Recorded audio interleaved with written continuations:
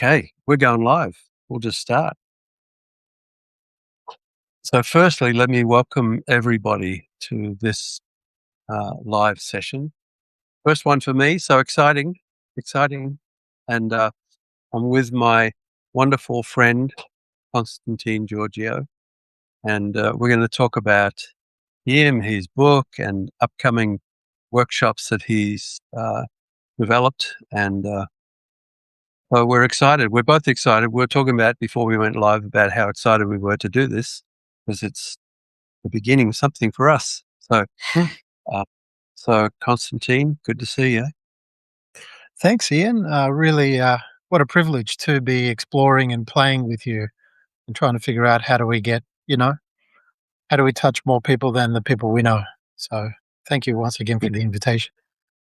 Yeah, no, it's a joy, and I should tell everyone. I think I told him on my article that we've known each other for what 20. I don't know. It's a long time. It's a long time, and whatever it is in time, the length of the journey seems much longer than the time. So, so it's wonderful to do this with you, and I really want people to get a sense of who you are, and you've just published a new book. But perhaps we can just start a little bit with just letting people know a bit more about you and the Sure. book. Well, before I do that, I wanted to acknowledge you, Ian, as my teacher and someone who's been instrumental in doing a lot of my shadow work and my blind spotting for many years. And,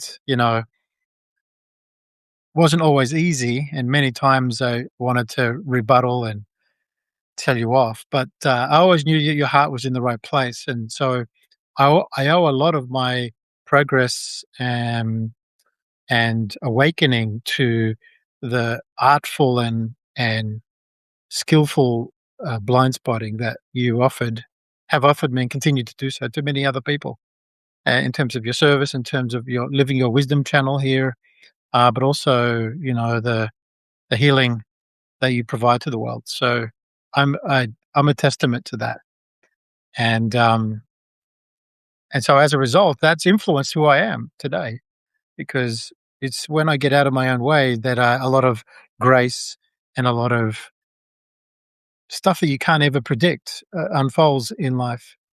And so I don't know what I am today, but I've had an interesting career in both technology, startup, venture capital, and I kind of discovered as a result that entrepreneurs, at least in that high pressure cooker environment, do better when they have self care practices, a mindfulness practice of sorts. And I was also inspired by my own journey with having built a technology startup and being acquired within 4 years. That after lots of working hard, type A, high levels of taskmaster and perfectionism and more for more sake, I discovered that there was there was no pot of gold at the end of the rainbow. Even when I, had a lucrative exit and achieved the success, got to do like this, the success that everyone tells you about, would make you happy. I didn't find that it was pervasively happy, and so in the end, spent about 13 years. I really dedicated my life to finding what the mystics and the teachers, the old teachers talk about, or are here. Is everything you're looking for is already right here versus a there, trying to find achievement, success, and all that kind of stuff to be the pervasive um, joy, bliss, happiness for no reason all the time. And so, very privileged to have found amazing teachers, including yourself and others that we know, who took me under their wing, and I had the opportunity to study with them. Some of them have passed away now, so such a big blessing. And so, what I do now is I help people find and abide in their ineffable nature that is beyond thoughts, concepts, emotions, even the body, which then reveals their beast nature. Not beast as in wild, crazy, scary animal, although for some people that might be, But beast meaning the acronym for boundless equanimity that's awake, stable, and transformational. And that's really about shifting your basis of operation from sense of self. Without going into too much detail, I end up helping people wake up, clean up, so they can show up to the world, to themselves, to their work, to their family. And that becomes something worth dedicating and committing my life to, because I've seen it time and time again. And I've been, if you like, coaching, leading people for the last 6 years. And now it's time for me to create a product. Some of my other teachers have said, you need to do a one to many. And this is what we're talking about today. So I've been uh, launching something this week, and every 2 weeks for a little while, a Reclaim Your Mind workshop with it, which is free, to see if people are interested in joining the Beast Masterclass, which is a 3-month program that takes people through the wake up and clean up journey in order to be able to show up for themselves in a way they've never known before. I Hmm. think I still help businesses, but only if the entrepreneur wants to really access their ineffable nature, their beast nature, for building mindful businesses that really care about the people and the purpose and the legacy. Yeah. So when you thank you for that. Thank you for that. So I know that a lot of your focus has been on the Buddhist path. A lot of your lineage, spiritual lineage is there.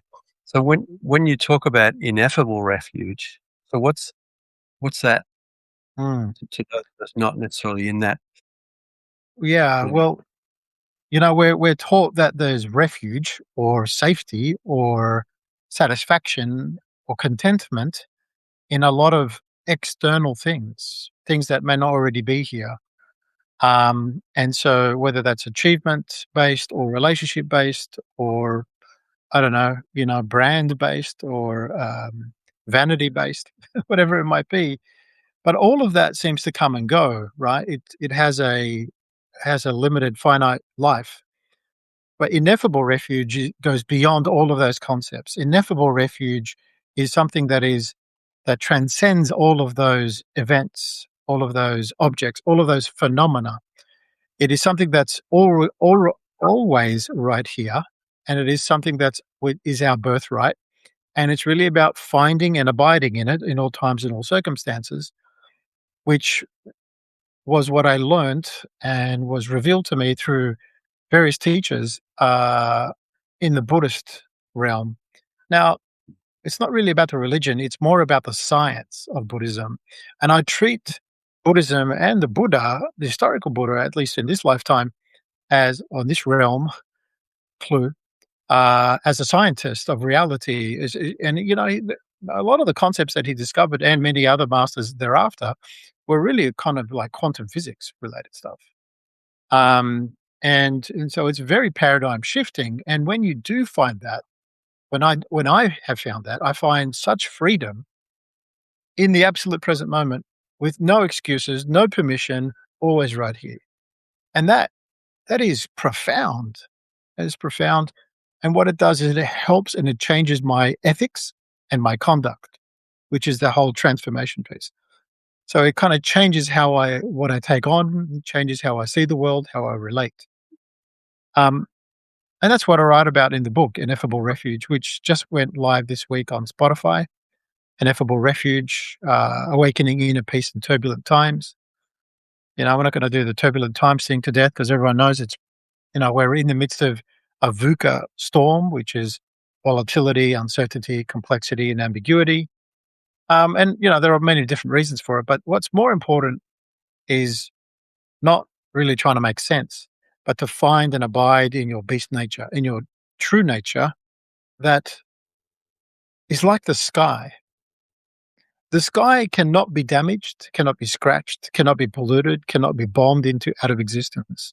It's the thing that contains and holds everything with love all the time. It never shies away, it never judges. It's unconditional love in the truest form, beyond our concepts. And so our true nature, the closest thing that I can explain around our true nature, metaphorically, is the sky. Mm. The only thing that sky doesn't have is it doesn't have knowingness or cognizance. And that's what our true nature, awareness, has. So it's as broad as like it's as limitless as the sky. There is no edge to a sky. The sky itself doesn't change. The storms may change, come and go, but the sky itself doesn't change. So it's timeless. So it's boundless and timeless. And obviously, there's a lot more beyond that. But from a get a direct experience and some kind of refuge glimpse, finding refuge in that sky is immediate, effective, and transformational. So Mm. honestly, I just find that the Buddhist path, and there are multiple lineages within that, um, seem to be a lot more practical and pragmatic. Less about dogma, less about just believe this. It's more about let's put it to the test. Like the Buddha said, come into the water and test for yourself. If you don't like it, you can leave. But typically, I've never found anyone who wants to leave because it's Yeah. profound. Yeah. For me, um, yeah, what's going on in the world is anxiety causing for many, many, many people, right? And not that anxiety is a new thing, but it seems epidemic almost. Mm. When I hear you speak about ineffable refuge, it's about actually being bold enough to say that you can be released from anxiety, not just manage it. Yeah. Is That's that exactly on? true. Yeah, it's true liberation. It's not about coping or managing. Yeah. Now, let me be clear because you can easily this is something that's distinct about my approach or the approach I've been studying and practicing and coaching in is that it's not about spiritual bypassing.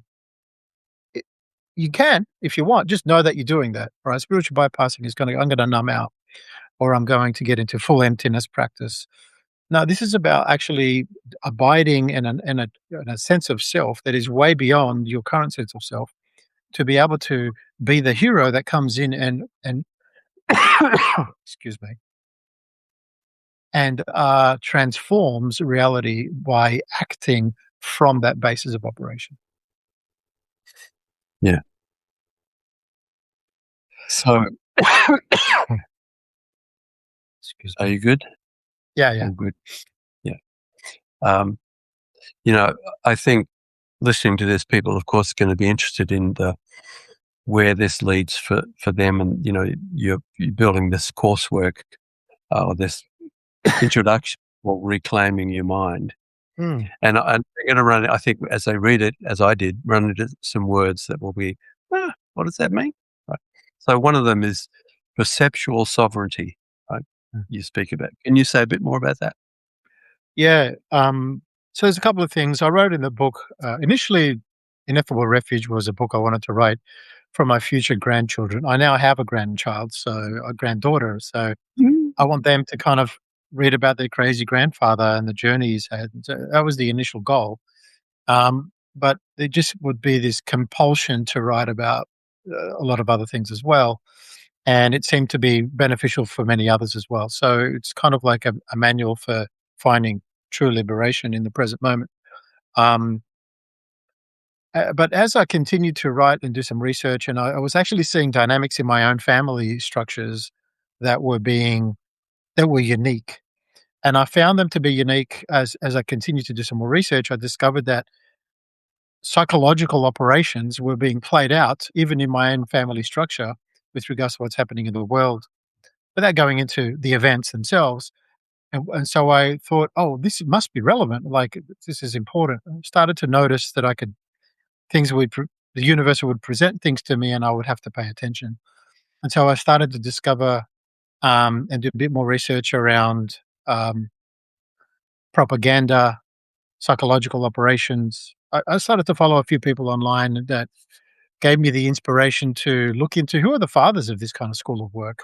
And it goes back about 100 years to people like Edward Bernays, who's the nephew uh, of, some pretty impactful psychologists, and who basically used the science or the psychology of the subconscious to sell programs to advertisers, PR agencies, and governments to control masses. That was literally the intent.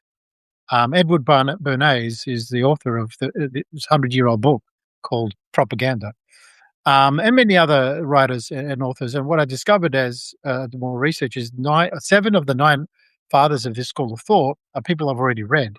So I realized that it influenced my thinking anyway, and I had already written a couple of chapters on this. And so perceptual liberation is noting that you can educate yourself on how this operation works psychologically, and you will inoculate yourself from their impacts. So, for example, let's talk about Daniel Kahneman. Daniel wrote a book called Thinking Fast and Slow. He won a Nobel Peace Prize for it. Some things in there have been a little bit debunked. It's kind of interesting. However, the the the the intention to think about how you think is really important. So he discovered that we think in two different gears. System one thinking is reactive, efficient, emotional. And system two thinking is contemplative, slow, and takes up a lot of resources. So it's like saying if your child came to you and said, "Hey, Daddy, I want to buy this game," and you immediately say no, but then you consider that it's your child and you want to make them happy, and you say, "Actually, no, yes." That's the demonstration of system one, system two thinking. System one thinking may have been my response from the perspective of scarcity, growing up with no money and not being given games, and my nervous system just kind of went, no. But when I contemplated that, I'm not actually living in those ages anymore, and of course I want my child and I can afford it, I'll say yes to him and see him being happy, as an example. And so why that's relevant here is that all of us are consistently in the world of breaking news item, breaking news itis, breaking news this, breaking news that on our phones, on whatever it might be. And it's literally called flooding the zone. And that's what many governments, I won't mention who, are doing right now. And flooding the zone keeps you in system one because you've got no time to go in system two. And so these practices become even more important because it helps you stay and flex the muscle to remain in system two thinking, which, yes, does require more calories to stay in. It's definitely much more spacious because I'm not reacting from thing to thing to thing. And therefore, I am less prone to being manipulated by media. I'm not a conspiracy theorist, but basically they're just running one or two agendas, profit and power, because power equals profit from a monopolistic perspective, from an oligopolistic perspective. And so if we understand how these systems work on our perception, there's less need for us to try and be positive, stay positive. No. You don't need to stay positive anymore because you're inoculated from the perception that is trying to be. It's like the engineering of your consent no longer works and you become sovereign. So the perceptual sovereignty is something that allows us to be even more able to be stable. The fourth letter in beast is stability, remain stable. Mm.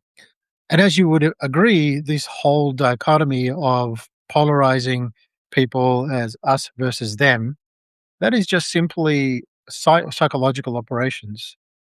I don't know why, other than, social media has gone from being about vanity to being about outrage. Outrage sells. And you know what it sells? Advertising. Advertising. So we're literally being psyoped for advertising dollars and, okay, other power initiatives or agendas. But I would rather be in my sovereign power and my ineffable refuge to be able to kind of be available to myself, not be triggered, not be hoodwinked, where my subconscious emotions are informing my reality, my perception, and so that I can have more sovereignty, more power.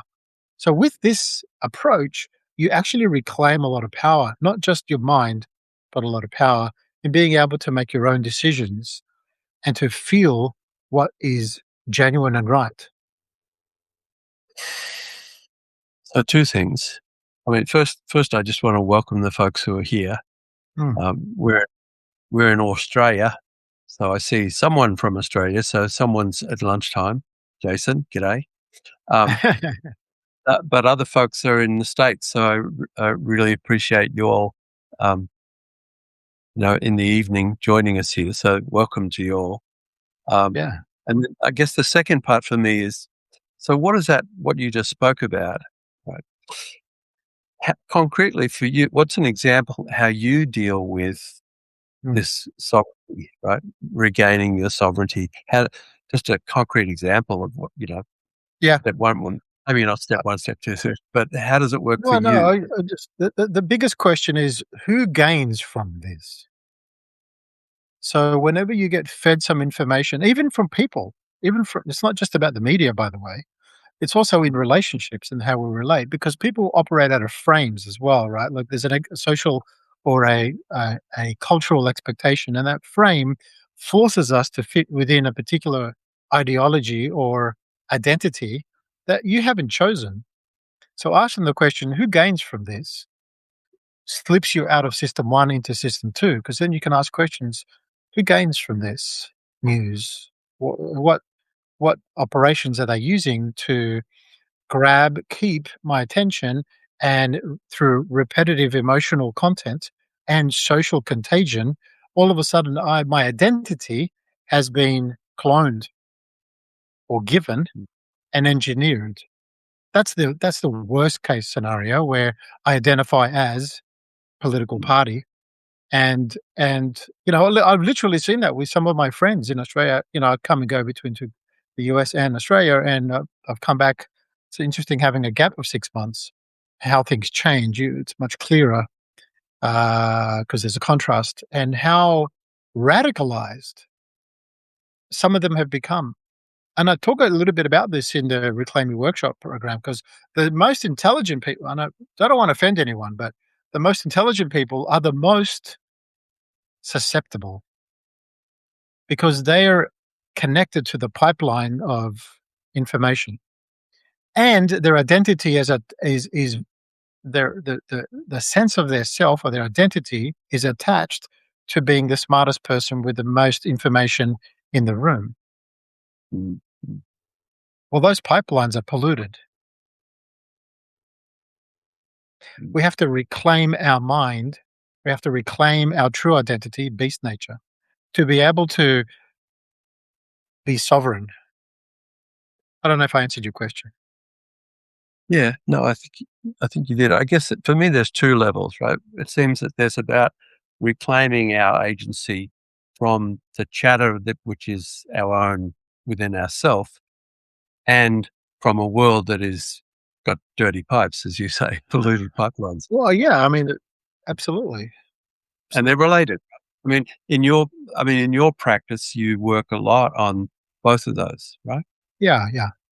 So, it's understanding that there is a cost or a consequence on your nervous system in being overly engaged on believing that everything you're fed is true. That's a perspective. It's not truth. I would rather people said, "Is this true?" Or, you know, "What do they gain from this?" To be able to remain open, because this polarization creates a solid point of view of where I'm right and righteous. I don't know. Every civilization who believes is righteous has fallen historically. But I'm not here to do a civilizational change. I'm here to help individuals who want to reclaim their own mind and their own sovereignty. That'll take care of itself as a result. Um, and then from an inner perspective, there's this whole concept, there's this whole path of reclaiming your mind from your own mind. Mm, So, the constant battle of distraction internally. We distract ourselves. In fact, we're being trained because of all the system one hacking, staying distracted. We're being trained to be distracted. We're looking for distraction. When there's no distraction anymore, we're looking for distraction. So apparently, the average time people pick up their phone per day is something like 60 times a day. So I would welcome anyone to look at their phone right now, go into screen time and scroll down and look at pickups and have a look. And you might be on the average or you might be below. It doesn't matter. The big question is, do you recall how many times you picked up your phone today? This is just a baby audit. And you realize, even I realize that, wow, it's much more than I would like it to be. So what if I limited that and added some awareness to it? And how would that help me be more present? Help me be more present. I'm not saying everyone who's on their phone is distracted. There are some people reading books, listening to my audiobook, doing all sorts of stuff. Um, but what's important is to understand, and this is now coming back to the inner refuge, is what are the practices that actually work? There's a lot of practices and they're all great, don't get me wrong. But the ones that work for the following purposes, finding an inner calm that is unshakable, discovering boundlessness of your true nature, and equanimity.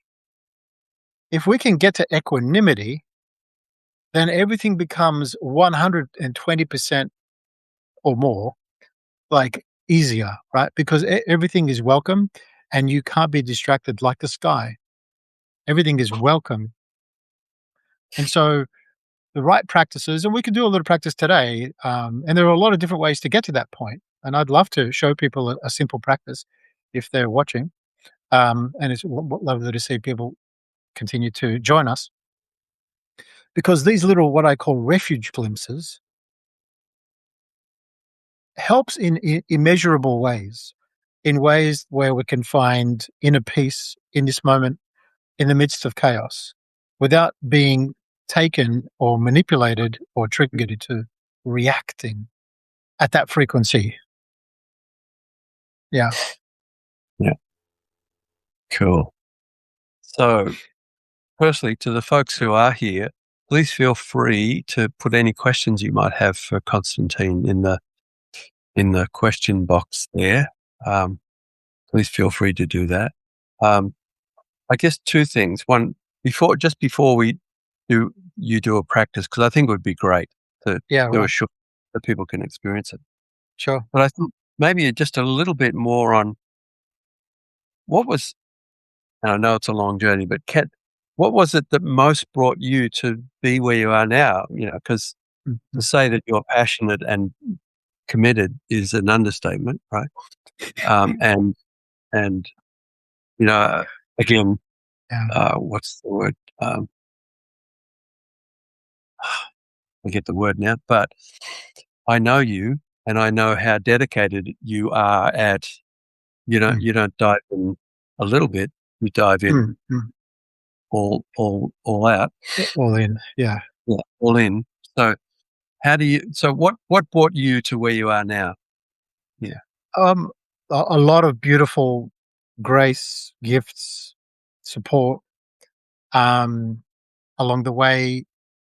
But the thing that really pushed to go for the paradigm shift from seeking refuge out there was actually a non-ordinary experience compared to most other people. A lot of people kind of find it through breakdown, right, and rock bottom.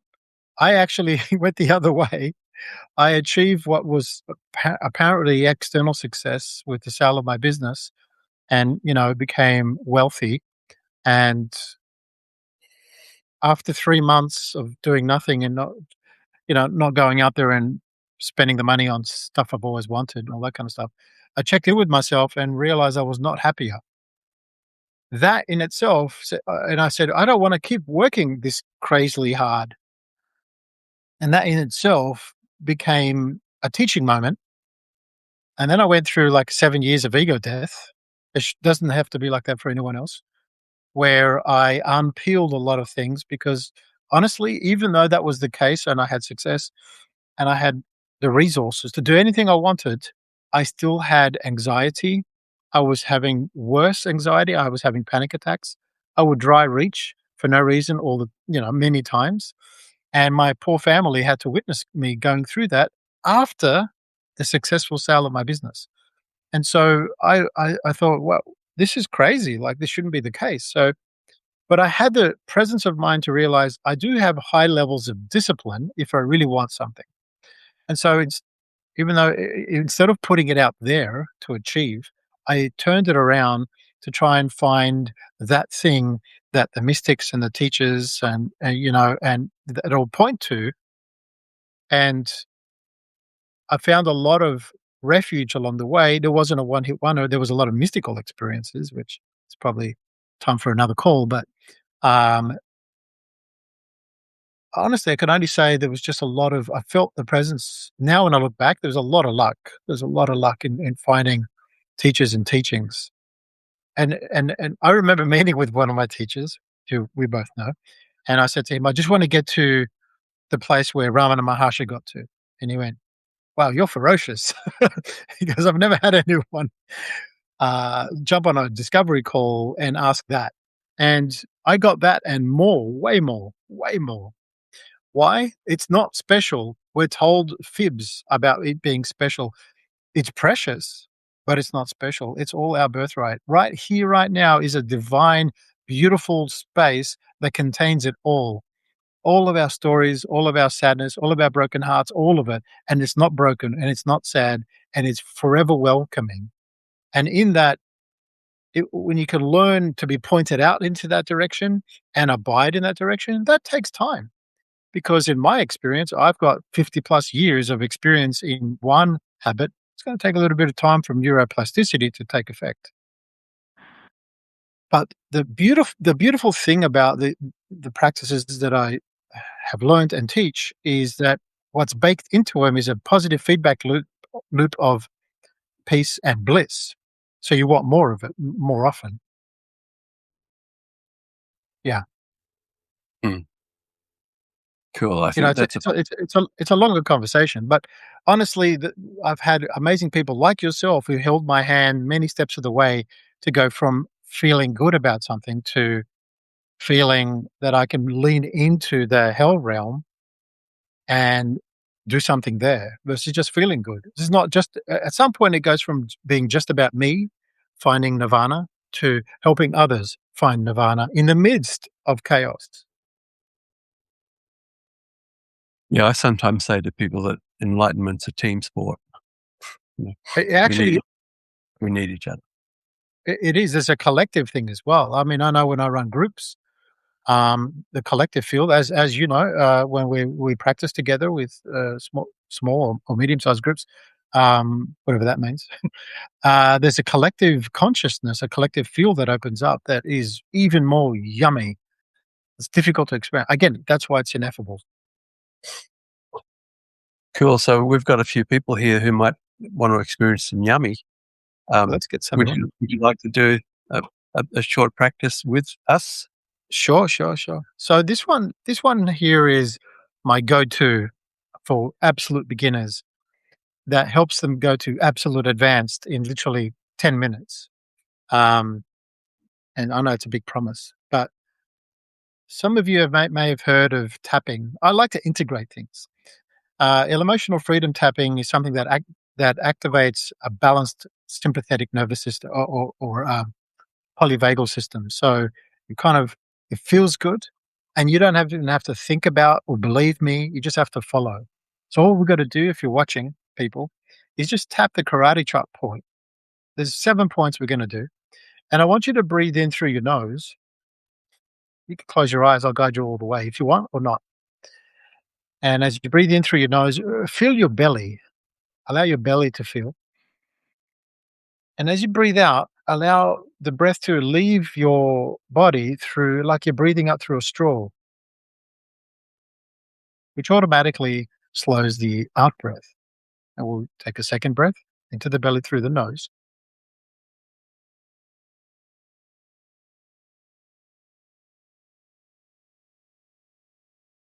Now change hands.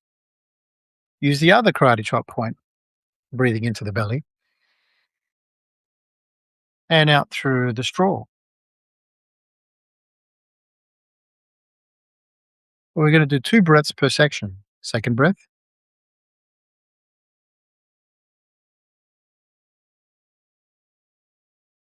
You start to feel that you might be feeling comfortable, dropping into your body, slowing down. Now, the top of your head, like this, 2 hands together, tapping right at the top, and breathing again into your belly through your nose, breathing out through the straw. Being more curious now about the experience of tapping. Second breath.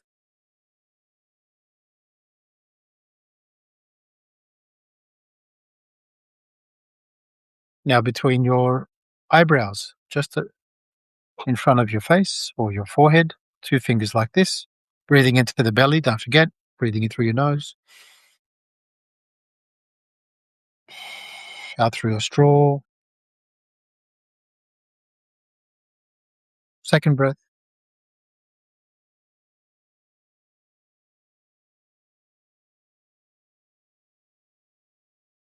Very good. Now either side of your temples, 2 fingers, 2 hands, breathing into the belly through your nose, out through a straw, belly, straw. Good. Now just underneath your cheekbones here, see here? Just tapping here, same breath, breathing into the belly.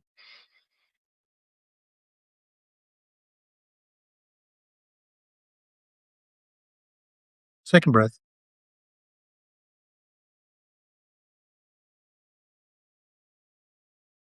Good. Now underneath your nose, one-handed, breathing into the belly.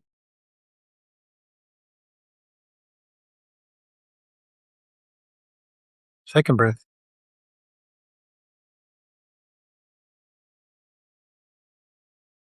Now just above your chin, breathing into the belly, out through the straw. Almost there, almost finished. Make it count, breathing into the belly.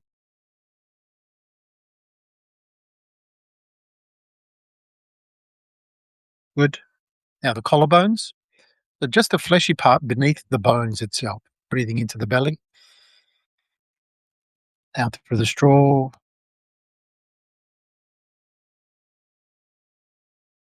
Belly, straw.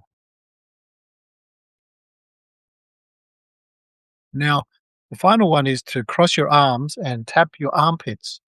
Try to keep your shoulders down. It is a bit hard, but once again, breathe into the belly. Keep tapping and out through the straw.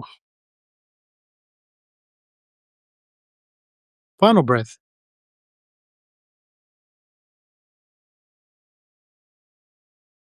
And close your eyes if you haven't got them closed, and drop your arms on your lap immediately and be stable like a mountain.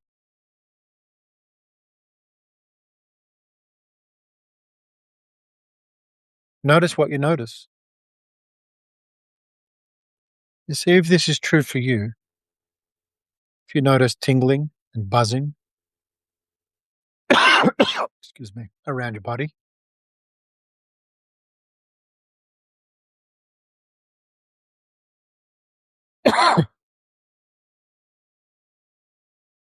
if you feel more spacious around your chest and throat,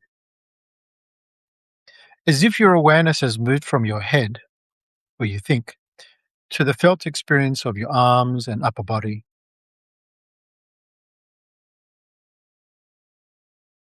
And this it's like a cloud of knowingness, feeling the buzzing of this part of your body. And just now, with your intention, allow this cloud to take up more space in your belly and lower back, dropping.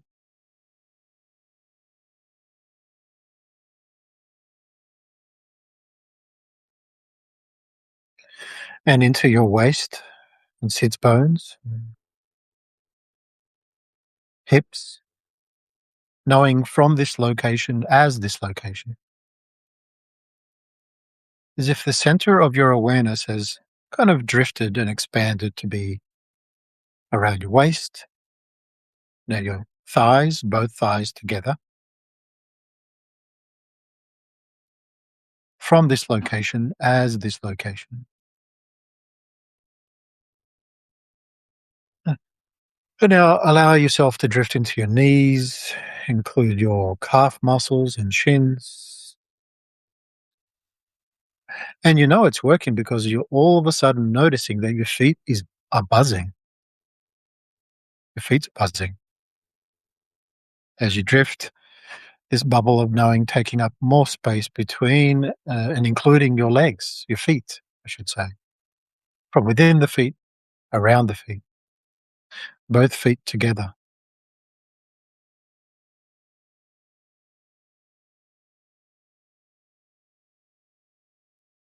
And notice that you're aware of the space between your feet.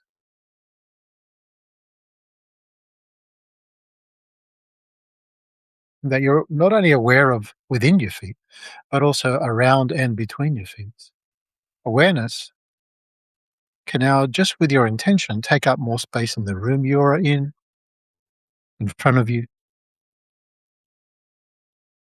as it grows like a bubble of knowing or a gas of knowing, a fog of knowing, taking up space in front of you, to the left, to the right, beneath you, behind you, filling up the room at the speed of awareness, which operates at the speed of light.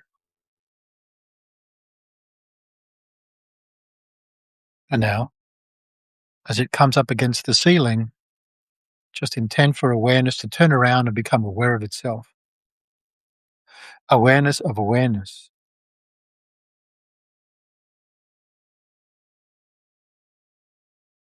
This is the most important shift. Awareness of the space in the room and the space in your body at the same time. Stay here for 2 minutes. Don't go up to thought to check. Just feel directly awareness of awareness in the room and your body at the same time.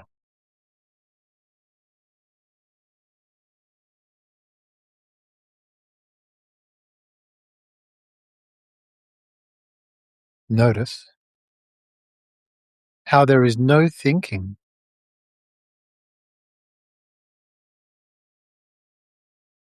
There might be subtle buzzing bliss.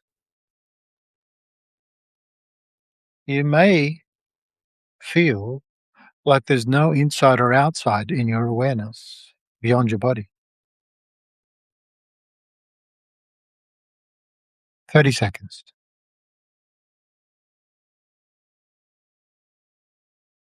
From this ground, bring up any troubling, concerning, or anxious situations and notice how you relate to it now.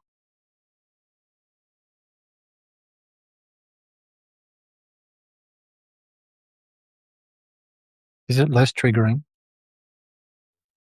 Are you more curious? And do you struggle to bring it up and struggle to keep it? This is the experience of no grab, which in the direct translation from Pali is no suffering. Always right here is this gorgeous awareness, and you're aware of it.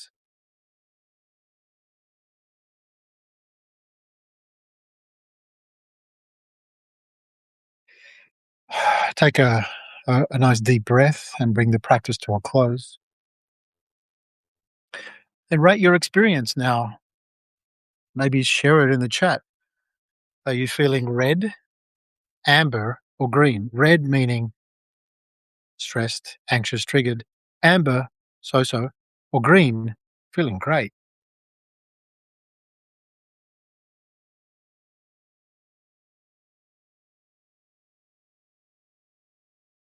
Notice that it stays with you.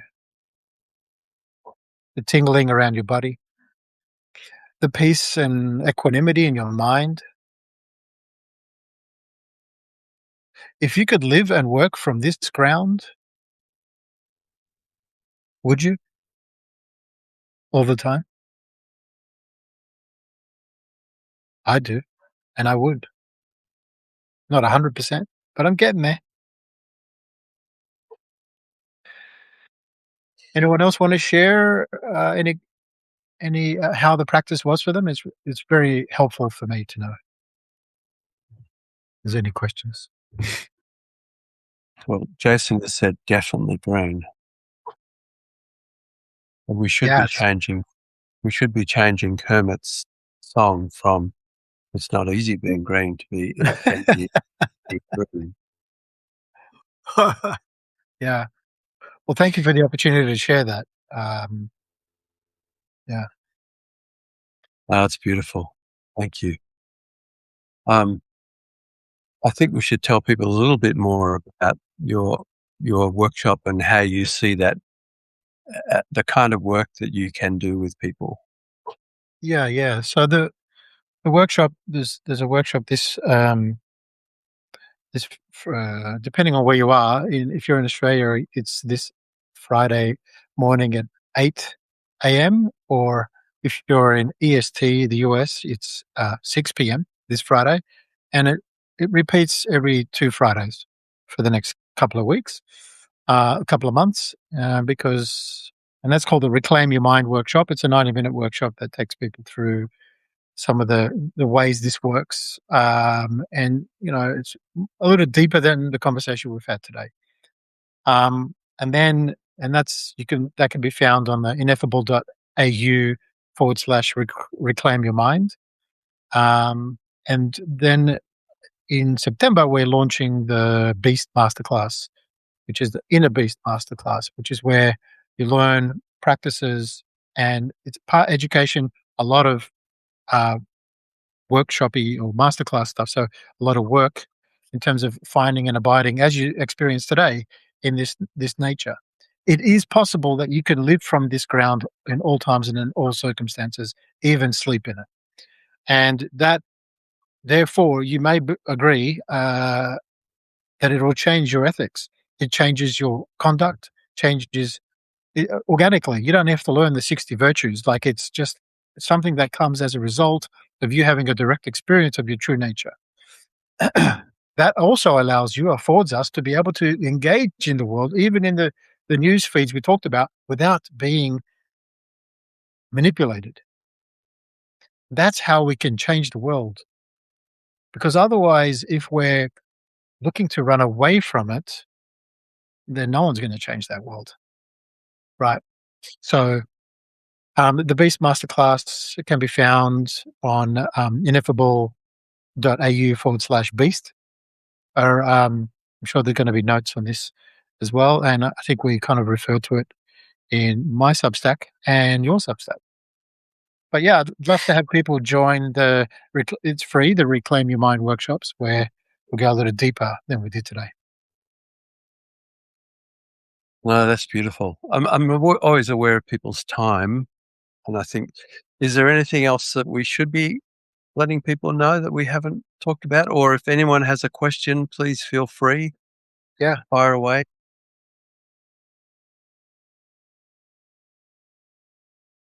Some of those folks in the States will be like me. It'll be time for bed. They might be sleeping already. Might be sleep. They might That's be sleeping. fantastic. Maybe we put them to sleep in a good way. But yeah, like, if you're interested in learning more, the easy way to engage is to find the Ineffable Refuge book on Spotify, or even find me on Insight Timer. I've got quite a few meditations on there as well. Beautiful. That's beautiful. I could talk forever, Constantine, with you and listen for a long, long time, but I think probably this is good timing for us to end this and thank everybody. Only somebody just joined. Brian, sorry, we're just about to say goodbye, but thank you. This will be obviously recorded and available for people to listen at their leisure. But Constantine, Unless, thank you. unless Brian has a question. Unless Brian jumped on, do you have a question for Constantine, or wait till later? Tick, tick, tick. Oh, That's Jason. oh, yeah, that's Jason. No All good. pressure, Brian. But anyway, look, thank you everybody for joining. As Constantine, there'll be notes to this, and Constantine is on Substack as well. So, thank you all for joining, Constantine. Thank you Thank for you. sharing. What a privilege to share this stuff. As you can see, I'm quite passionate and committed. Um, I just think that everyone deserves. Well, firstly, it's your birthright, and it's something you already have to be able to find this ineffable refuge. Yeah. Amen. So let's close it there. Thank you, everybody. Thank you. Thank Hopefully, we'll see you again. This is our first live chat, so um, you know, my kids always laugh at me when they say, "Oh, Dad, you're so slow with technology." Now I get to say, "Hey, I Hey. figured out do a live chat." So on that positive me that I can yan to my children. Thanks everybody for joining, and thank you, Constantine. We'll see you. Thank you. Bye. Bye bye.